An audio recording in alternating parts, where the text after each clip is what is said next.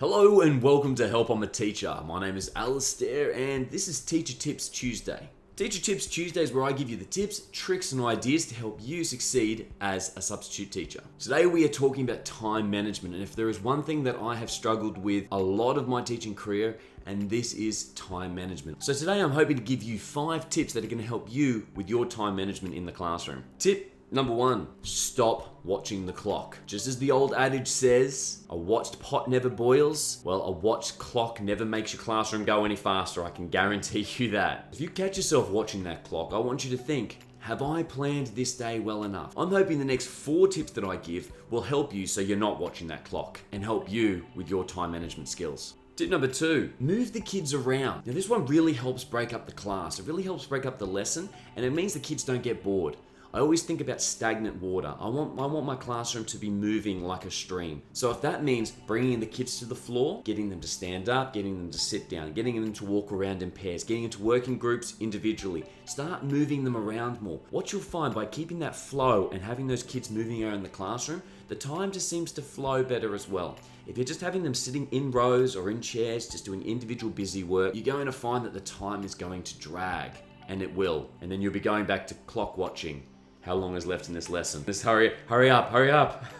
So this is tip number 3, the 5-10-10-5 rule. Now this is how I organize my lessons as a substitute, and when I actually had my own classroom, I would organize my lesson plans in the same way. Now there are plenty of different ways to organize your lessons and break them up into small little chunks, but this is the one that I use. The 5-10-10-5 rule is the first 5 minutes I usually have the students sitting down on the floor. You may have less or more room depending on the classroom size. Generally there is a space where the students can sit on the floor. Now the first 5 minutes is an explanation. So I talk about what the lesson is going to be about. The next 10 minutes, I get the students to sit down at their desk where I do examples on the board. Depending on what the lesson is, I do examples with the kids. The next 10 minutes, I will then get the kids to either work in groups or pairs and to move around the classroom. Generally speaking, it'll be a group activity or a pairs activity where they can get together and they can explore the topic. The next 10 minutes, this is usually an individual time where it's a consolidation. So I will usually set a task where they can show me that they've understood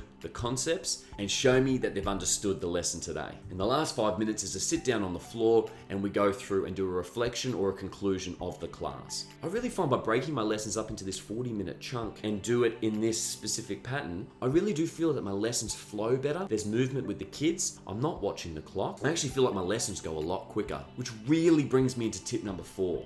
Don't fill the day with busy work. As a substitute teacher, you may find that you're going to fall into this trap. I'm not the real classroom teacher. I'm just going to have a fun day. Lots of busy work, coloring, games. And what you're going to find is you're going to go back to number 1, which is watching the clock. Fill the day with proper planned lessons. As I said in the previous tip, when you actually break down your lessons into that 5-10-10-5 rule, what you find is classes interacting with each other. You've got pair work, you've got group work, you've got individual work. You're moving from the floor to chairs to walking around the classroom or going outside. By breaking it up like that, the day really does flow. And you're not going to find yourself sitting there really stressing on what's the next thing to do or what's the next YouTube video you're going to put up. And I'll also tell you this, as somebody who has hired substitute teachers and walks around to see how they're going, if I go into a class where a substitute teacher is doing proper lessons and not just putting on a YouTube video, it's really going to make that teacher feel confident about hiring that substitute teacher again. So this is tip number 5. Now this is almost in direct contradiction to what I just said, and that is don't fill your day with busy work. But no, plan for those spare 5 to 10 minutes at the end of a lesson. Now if you have activities or games that you can pull out at the end of a lesson, it's really going to put you under less stress. You're not going to be watching the clock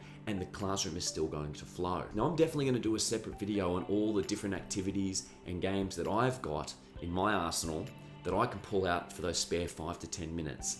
But all I ask is I'll go back to tip 4. Don't build your day on these activities or the time will drag. Your day will drag. Listen, I'm speaking from experience here. It will drag. And now here's a bonus tip, tip number 6, which is get to school early. If you can get into school 5, 10, 15, 20, possibly even 30 minutes earlier, you can get into that classroom, you can look at what's around you and available in your room. Is there floor space? Can we go outside? Is there an outside area? Going into school just that little bit earlier and understanding your environment, it's going to help you plan your day better and you're going to have a more successful flow of the day. Hey guys, I really hope those time management tips are really going to help you. If you have some other tips or ideas, please leave them in the comment section below. While you're down there, why don't you give this video a like and also subscribe to the channel. I post videos every Tuesday and Sunday, and on Sundays I actually do full lesson plans and lesson ideas. Also, if you want to follow all my social media, they're down in the show notes below. I really appreciate you watching my video today. This is Help I'm a Teacher. My name is Alistair, and